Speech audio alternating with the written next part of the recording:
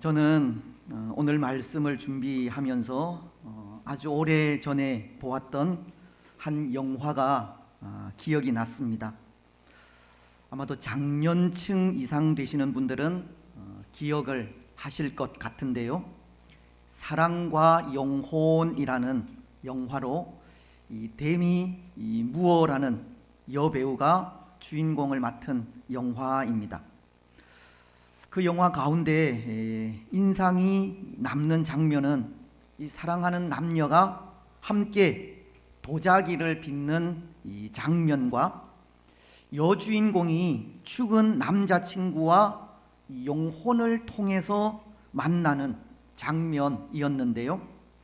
이 남녀 간에 이루지 못한 사랑을 그린 영화입니다. 근데 그 영화가 많은 인기에 비해 유독 기독교인들에게서는 비판의 대상이 되기도 한 영화이었습니다.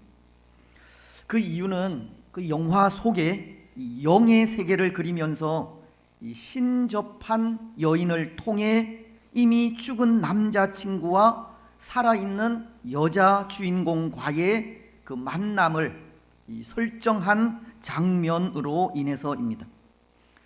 마치 이 사무엘상 28장에서 사무엘 선지자가 죽었을 때 사울 왕이 엔돌의 신접한 여인에게 찾아가 그 여인을 통해 사무엘을 만나는 장면과도 흡사한 장면입니다. 그런데 그 장면이 그렇게 기독교인들에게 비판을 받게 된 것이 하나님은 그것을 허락하지 않았기 때문입니다. 율법서를 보면 하나님께서 이 신접한 자들은 다 죽이라는 명령을 하지 않습니까? 레위기서 20장 27절은 이렇게 말씀하십니다. 남자나 여자가 접신하거나 박수무당이 되거든 반드시 죽일지니 곧 돌로 그를 치라. 그들의 피가 자기들에게로 돌아가리라. 또 신명기서 18장 11절로 12절도 이렇게 말씀하십니다. 진언자나 신접자나 박수나 초혼자를 너희 가운데에 용납하지 말라. 이런 일을 행하는 모든 자를 여호와께서 가증히 여기시나니 이런 가증한 일로 말미암아 내 하나님 여호와께서 그들을 내 앞에서 쫓아내시느니라. 하나님은 우리 사람이 귀신과 만나는 것을 허락하지 않으십니다. 신접한 자들은 귀신을 만나는 것이고 사람이 신접한 자를 찾는다는 것은 결국 그들을 통해 귀신을 만나는 것으로 하나님은 그 일을 가증히 여기시는 겁니다. 이스라엘의 왕인 사울도 범죄 이후에 하나님 앞에 더 큰 책망을 받게 된 것이 그가 신접한 여인을 찾은 일에 있기도 합니다. 하나님께서 금하신 그 가증한 일을 왕이 앞서 행하였기 때문입니다. 우리나라로 치면 무당이나 점쟁이 들이지 않습니까? 신을 받았다고도 하고 신내림을 받았다고도 하는 사람들인데요. 그런 사람들이 신접한 사람들입니다. 아마도 요즘 이 총선을 앞에 두고 이름 있는 무당이나 점술가들이 꽤 그 가치가 올라가리라 생각이 되기도 합니다. 물론 귀신도 영이기에 진짜 귀신이 임한 무당들은 미래의 일들을 볼 수 있을지도 모릅니다. 오늘날은 악한 영이 지배하는 세상이기에 신접한 자들을 통해 이 악령이 역사할 수 있다는 겁니다. 하지만 그 세력은 문자 그대로 가증한 자들, 어둠의 세력일 뿐입니다. 에베소서가 6장 12절을 통해 우리의 씨름은 혈과 육을 상대하는 것이 아니요 통치자들과 권세들과 이 어둠의 세상 주관자들과 하늘에 있는 악의 영들을 상대함이라고 말씀하고 있듯이, 그 세력은 어둠의 세력들로 우리가 싸워가야 할 세력입니다. 비록 악한 영들이 지금 이 세상을 주관하고 있고, 또 그들의 대리인 신접한 자들을 통해 미래를 예언하게 될지는 모르겠지만, 그것은 영원한 것이 될 수 없는 겁니다. 그 일 역시 우리를 미혹하는 미혹일 뿐이고 저주받아 멸망할 세력일 뿐입니다. 결국 신접한 자들을 통해 미래를 알기 원한다면 그것은 하나님 앞에 가증스러운 일로 그들과 함께 영원한 어둠의 세계로 쫓겨나게 될 뿐입니다. 그런데 혹 모르겠습니다. 오늘 우리 가운데에도 그런 분들이 있을지 모르겠다는 건데요. 때로 일간지에 나오는 오늘의 운세 자주 보시는 분, 손 한번 들어보세요. 용한 점쟁이가 있다 하는 소문을 들으면 귀가 솔깃해지고 반드시 찾아가시는 분, 손 한번 들어보세요. 여러분, 듣지도 말고 관심을 주지도 말고 찾아가지도 마십시오. 혹 국회의원 후보 중 어떤 사람이 유명한 무당을 찾는다는 소문이 들리거든 그 사람은 결코 찍어주지도 마십시오. 그런 사람들이 당선되면 이 악령이 나라를 지배하여 나라는 더욱 혼란스러워질 것입니다. 그런데 여러분, 때로 교회 내에도 그런 일들이 있는 것 같습니다. 치유의 은사가 있고 기도의 은사가 있다고 하는 사람들을 그렇게 만드는 경우입니다. 은사라는 것은 교회의 덕을 위해 하나님께서 주신 선물이기에 그것이 필요한 곳에 바르게 잘 사용되어야 하지만, 그런 은사를 잘못 이용하여 은사를 받은 사람들을 마치 기독교적 무당으로 만드는 경우도 있다는 겁니다. 그렇지 않습니까?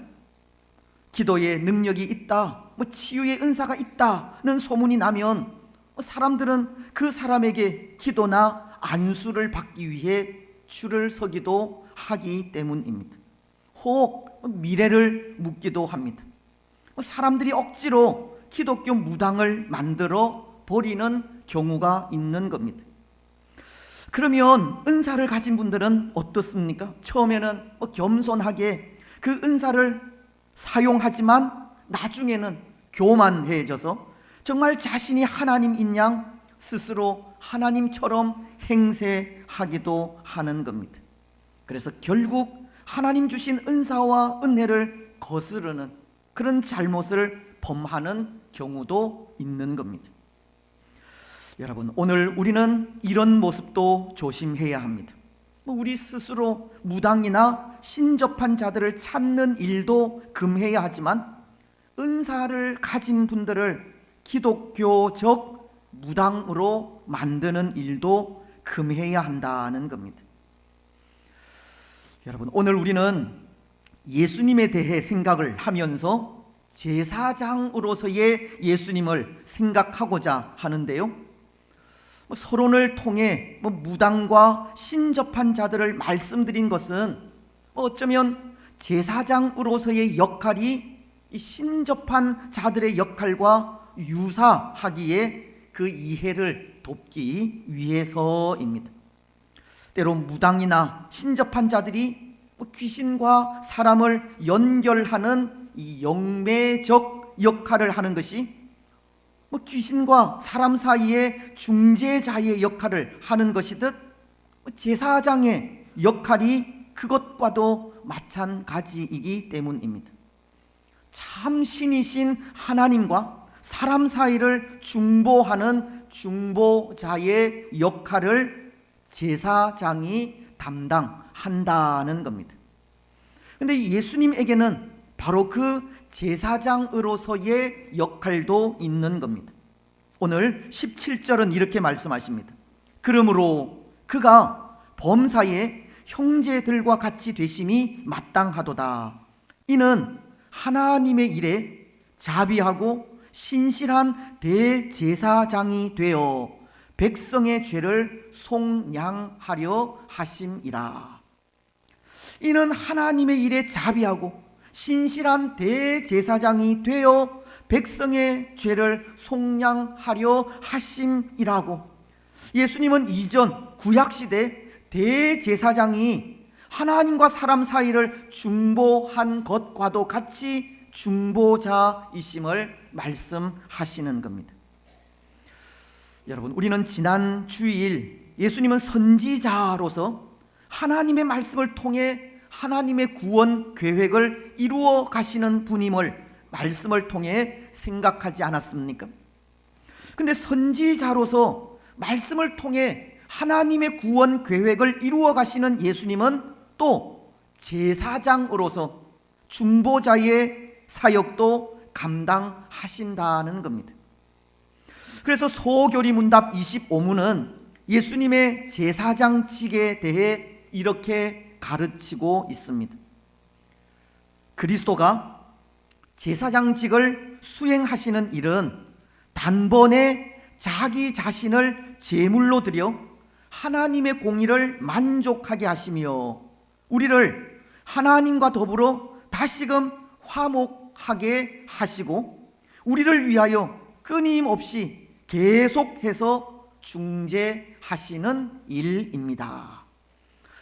제사장으로서 예수님의 사역은 친히 화목 제물이 되셔서 사람과 하나님 사이를 중재하여 화목하게 하시는 일이라는 것을 가르치는 겁니다. 그래서 오늘 우리는 예수님이 그렇게 제사장으로서 행하시는 그 사역에 대해서 생각을 하려고 하는데요.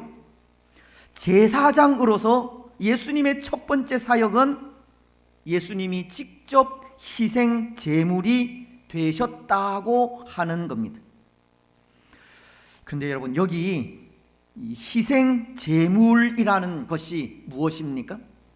희생 제물은 범죄한 인간과 하나님과의 관계를 회복하게 하는 유일한 방법을 말합니다.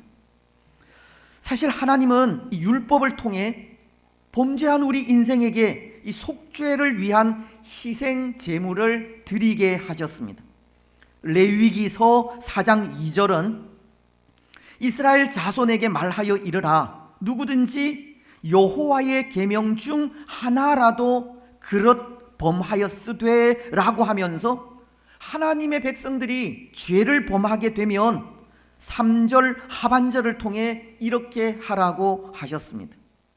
그가 범한 죄로 말미암아 흠 없는 숫송아지로 속죄 제물을 삼아 여호와께 드릴지니.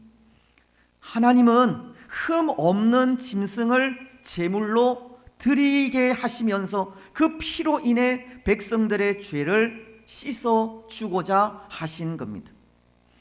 그래서 그 희생 제물을 드리는 방법 중에 하나가 희생 제물을 잡기 전 그 제물의 머리에 손을 얹고 안수하는 의식이 있습니다. 레위기서 4장 29절은 그 일을 이렇게 말씀하십니다. 그 속죄 제물의 머리에 안수하고 그 제물을 번제물을 잡는 곳에서 잡을 것이요. 제물의 머리에 손을 얹어 안수하는 겁니다. 여러분, 여기 이 의식에 어떤 뜻이 담겨져 있겠습니까? 사람의 죄를 그 짐승에게 돌린다는 뜻입니다. 다시 말씀을 드리면 그 짐승이 사람의 죄를 대속한다는 뜻이 있다는 겁니다. 짐승이 사람 대신 죽는 겁니다. 그래서 짐승이 피를 흘리면서 죽게 될 때 사람의 죄는 사함을 입게 됩니다. 사람을 대신하여 흘린 그 짐승의 피로 우리 사람의 죄는 깨끗하게 사함을 받게 되는 것입니다.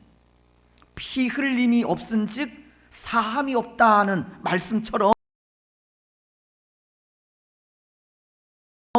희생 제물의 피는 사유를 위해 반드시 필요한 부분인 것입니다.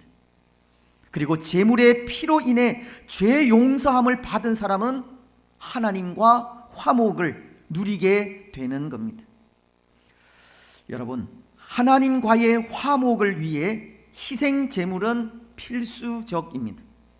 그런데 오늘 소교리 문답이 가르치는 것은 예수님께서 제사장으로 자기 자신을 직접 제물로 드리셨다고 하는 겁니다. 여러분, 왜 예수님은 자신이 직접 희생 제물이 되셔야만 했겠습니까?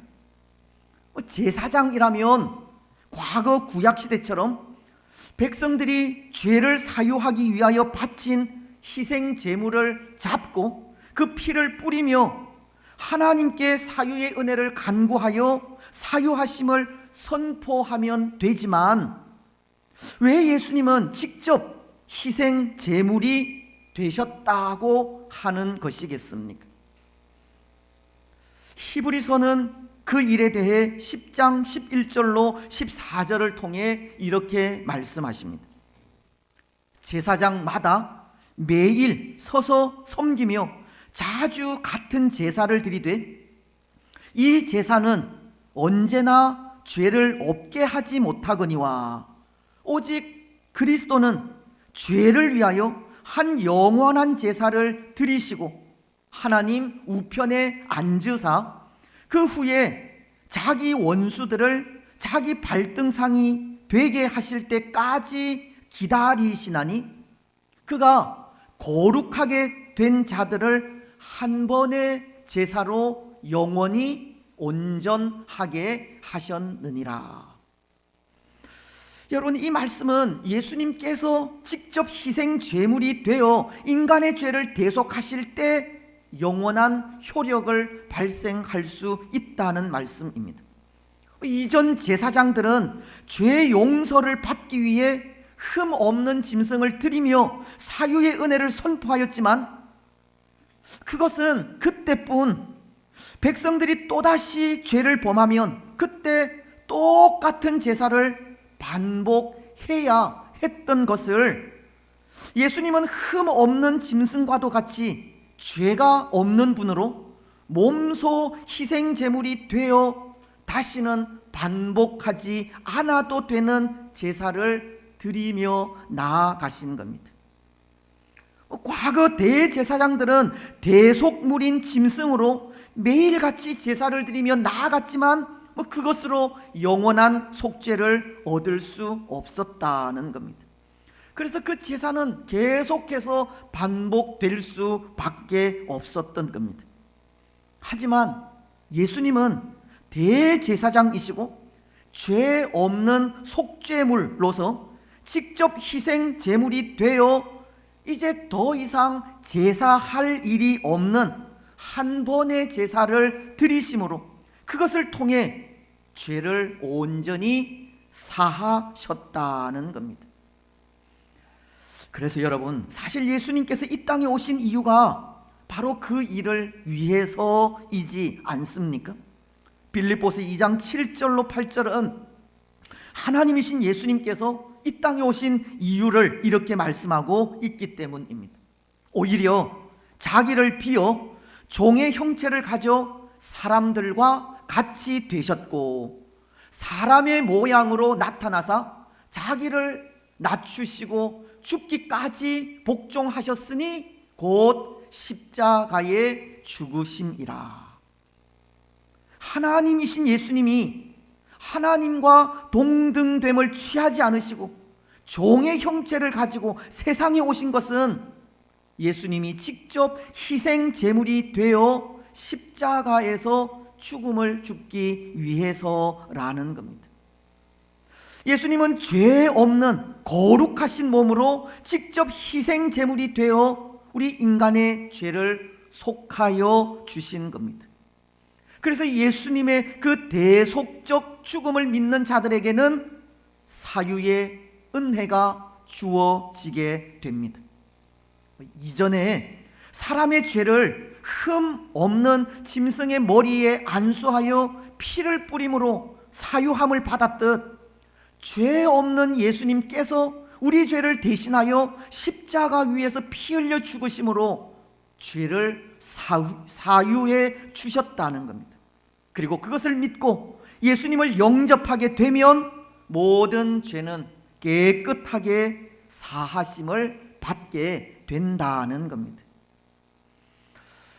그래서 여러분, 오늘 우리가 예수님을 믿는다고 할 때 예수님을 나의 죄를 대속하신 분으로 믿는다고 하는 겁니다. 우리는 예수님이 내 죄를 대신하여 피 흘려 죽으신 것을 믿는 겁니다. 오늘 우리가 예수님을 믿는다고 하는 것이 예수님께서 내게 복 주시고 나를 평안하게 하시며 내 모든 짐을 대신 져 주시는 것을 믿는다라고 하기보다, 물론 예수님을 믿는 자들에게 그렇게 하시기도 하지만 우리 믿음의 내용은 예수님을 대속주로 믿는 믿음을 말하는 겁니다. 그렇습니다. 예수님은 우리 죄를 대신하여 희생 제물이 되신 겁니다. 우리를 대신하여 희생 제물이 되어 주신 예수님을 믿을 때 우리의 모든 죄는 용서를 받게 되고 구원이 이루어집니다. 오늘 우리는 예수님이 내 죄를 대신하여 죽으신 분임을 다시 한번 고백하시기 바랍니다. 그리고 대속주이신 예수님을 믿음으로, 마음으로 믿음으로, 입으로 시인함으로 이미 사유의 은혜와 구원의 은혜도 이루어진 사실을 믿으시기 바랍니다. 이제 두 번째, 제사장으로서 예수님의 사역은 하나님과 사람 사이를 화목하게 하시는 일입니다. 하나님과 사람 사이에 화평을 이루시고 하나님 앞에 담대히 서게 하신다는 겁니다. 히브리서가 10장 19절을 통해 말씀하지 않습니까? 그러므로 형제들아, 우리가 예수의 피를 힘입어 성소에 들어갈 담력을 얻었나니. 사실 성소에 들어가는 일은 대제사장만이 할 수 있는 일입니다. 중보자로서 대제사장이 1년에 한 번 대속죄일에 지성소로 들어가 하나님을 만날 수 있었다는 겁니다. 이것은 우리 인생이 죄로 인하여 하나님 앞에 감히 설 수 없다고 하는 뜻이고, 또한 이것은 하나님과 사람 사이에 가로막힌 담이 있다는 뜻입니다. 하지만 하나님과 사람 사이에 가로막혀 있던 담이 예수님께서 십자가 위에서 피 흘려 죽으실 때 성전 휘장이 위에서 아래로 찢어지면서 그 담도 함께 무너지게 된 것입니다. 그래서 히브리서 말씀은 우리가 예수의 피를 힘입어 성소에 들어갈 담력을 얻었다고 하시는 겁니다. 예수님의 십자가로 인해 하나님과 사람 사이에 막혀 있던 담이 허물어지게 되었다는 것이고, 허물어진 그 사이로 하나님과 만날 수 있는 길이 열리게 되었다는 겁니다. 그래서 로마서 5장 1절은 이렇게 말씀하시는 겁니다. 그러므로 우리가 믿음으로 의롭다 하심을 받았으니 우리 주 예수 그리스도로 말미암아 하나님과 화평을 누리자. 죄로 인해 막혀있던 담을 예수님께서 십자가 위에서 흘리신 피로 허물어 주셨기에 이제는 누구라도 담대히 성소에 들어가 하나님을 만날 수 있다는 겁니다. 하나님을 만나라고 하는 겁니다. 문자 그대로 하나님과의 화평을 누리며 살아가라는 겁니다. 그래서 로마서의 말씀이 예수님으로 인해 하나님과 화평을 누리자라고 말씀하고 있는 겁니다. 그렇습니다. 오늘 우리가 할 일은 예수님을 통해서 하나님 앞에 담대히 나아가 하나님과 화평을 누리는 일입니다. 마음껏 하나님 앞에 서서 예수 그리스도의 이름으로 하나님을 만나고 예수 그리스도의 이름으로 기도하며 예수 그리스도의 이름을 찬송하는 일이 오늘 우리의 할 일입니다. 이미 예수님께서 흘리신 피로 하나님과 화목하게 되었기에 두려워하지 않고 담대하게 하나님 앞에 서서 하나님과의 온전한 관계를 누리는 일이 우리가 해야 할 일입니다. 사랑하는 여러분, 오늘 우리는 예수님을 통해 마음껏 하나님 앞에 나아오시기 바랍니다. 때로 여전히 범죄하고 실수하며 넘어지는 연약한 인생이지만 그런 허물까지도 십자가 위에서 흘리신 피로 깨끗하게 사유하신 것을 기억하면서 우리의 모습 그대로 하나님 앞에 서시기 바랍니다. 내 모습 이대로 주 받으옵소서. 날 위해 돌아가신 주 날 받으옵소서. 우리 모습이 어떠하다 할지라도 예수님의 이름으로 담대히 하나님 앞에 서시기 바랍니다. 그래서 그 모습을 통해 하나님과 더욱 화평하고 화목을 누리며 살아가시기 바랍니다. 이제 마지막 제사장으로서 예수님의 사역은 지금도 우리를 위하여 끊임없이 중보하고 있다는 겁니다. 히브리서는 7장 25절을 통해 이렇게 말씀하십니다. 그러므로 자기를 힘입어 하나님께 나아가는 자들을 온전히 구원하실 수 있으니 이는 그가 항상 살아계셔서 그들을 위하여 간구하심이라. 예수님은 예수님을 믿고 담대하게 하나님 앞에 나아가는 자들을 온전히 구원하실 수 있다고 하십니다. 그 근거가 예수님은 중보자로서 항상 살아계셔서 그의 백성들을 위하여 쉬지 않고 끊임없이 기도하고 있다는 것으로 인해서입니다. 여러분, 오늘 우리는 이 사실을 깊이 새겨야 합니다. 왜냐하면 예수님은 중보자로서의 역할이 우리 인생이 하나님 앞에 순결하고 정직할 때만 하나님께 간구하시는 것이 아니기 때문입니다. 때로 죄 가운데 있어도, 때로 낙심 중에 있어도 예수님에 대한 믿음을 이미 고백한 사람이라면 그 형편과 상황을 따지지 않고 하나님께 기도하며 위하여 중보하신다라는 뜻이기 때문입니다. 마치 로마서가 8장 26절을 통해 이렇게 말씀하는 것과도 같습니다. 이와 같이 성령도 우리의 연약함을 도우시나니 우리는 마땅히 기도할 바를 알지 못하나 오직 성령이 말할 수 없는 탄식으로 우리를 위하여 친히 간구하시느니라. 물론 믿음을 가진 우리가 항상 하나님 앞에 정직하고 순결하게 서야 하겠지만 혹 그렇지 못하다 할지라도 성령께서는 우리의 연약함을 아시기에 우리를 위하여 친히 눈물로 간구하며 하나님께 우리의 죄 없음을 끊임없이 아뢰시는 겁니다.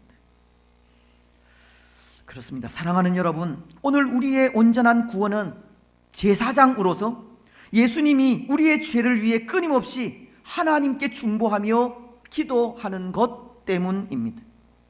때로 우리는 그 사실을 알지 못하고 끊임없이 하나님의 곁을 떠나려고 하고 하나님 없는 삶을 살려 하지만 예수님은 그런 우리를 위해 끊임없이 하나님께 간구하시는 겁니다.